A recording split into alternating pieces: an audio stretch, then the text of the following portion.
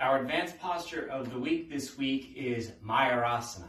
Mayurasana is peacock pose, and not the pincha Mayurasana, the feathered peacock forearm stand. Oftentimes those two get confused. This, however, a little bit more challenging. It is an arm balance, similar to pincha Mayurasana, but a very, very intense and challenging one. This one requires forearm strength and wrist stability, as well as a lot of core strength to support us in the posture. The good news is that there's lots of modifications and progressions to get into the posture that make it more accessible. So I'll walk through a couple of those progressions and modifications, and then we can work on some variations as well. Cool. So the first step is to take a tabletop position. From that tabletop position, rotate your shoulders so that your fingers are actually facing back toward the knees. The hands should be so close that your pinkies are actually touching each other.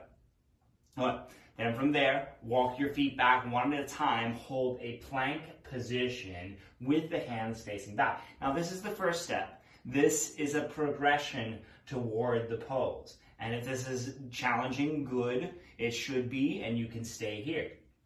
Your next step from there is to keep the hand positioning as is, but gently lower the knees down onto the mat. From here, round your back, bend your elbows, and allow the elbows to press lightly into your high abdominals.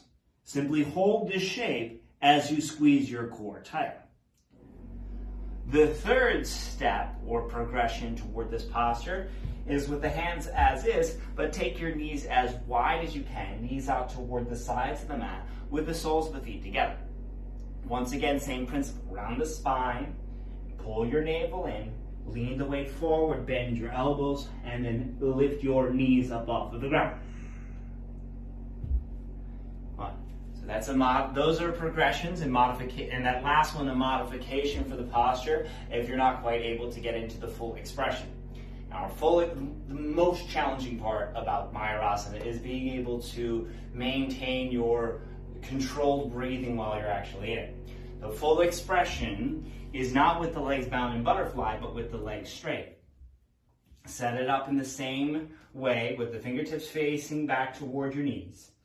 Then from there, walk your feet back to that first stage plank position. Round your back, bend your elbows, bring the elbows into the high abdominals, lean forward, and lift your feet off the ground. Your goal, of course, to hold that for about 5 breaths. But again, very, very difficult to breathe with the elbows pressing into your diaphragm and the high abdominals, which really forces you to maintain that Ujjayi pranayama. Now, there is one variation too. If you have a relatively short torso, this other one is definitely going to be easy, or if you have particularly tight wrists or any wrist sensitivity. So instead of the hands together and fingertips facing back, allow the hands to be about shoulder distance apart with your fingertips facing out to the sides of your mat instead. Same modifications for the posture, but we can move right into the diamond shape variation with your knees as wide as the mat, soles of the feet together. Now when you do this, you can actually bend your elbows and let both elbows hook into the insides of either hip bone. And that's a little bit cheating, but it works. So round the spine, bend the elbows, hook elbows into the insides of the hip bones, and lift your feet in that diamond shape. Then, of course, you can do the same thing in the full expression of the pose. From the plank, walk the feet back, around the spine, bend the elbows, elbows into the hip bones, lift legs off the ground. Your goal is to keep the spine completely parallel to your mat. Notice that the head might start to tip forward and the legs lift up. That's okay as you're learning it, but continue to try to shift your body to keep the entire body parallel to the ground. So give it a whirl this week. Hopefully by the end of the week, we'll be able to do that full expression of Mayurasana, the peacock pose. Thank you for joining me today. As always, namaste.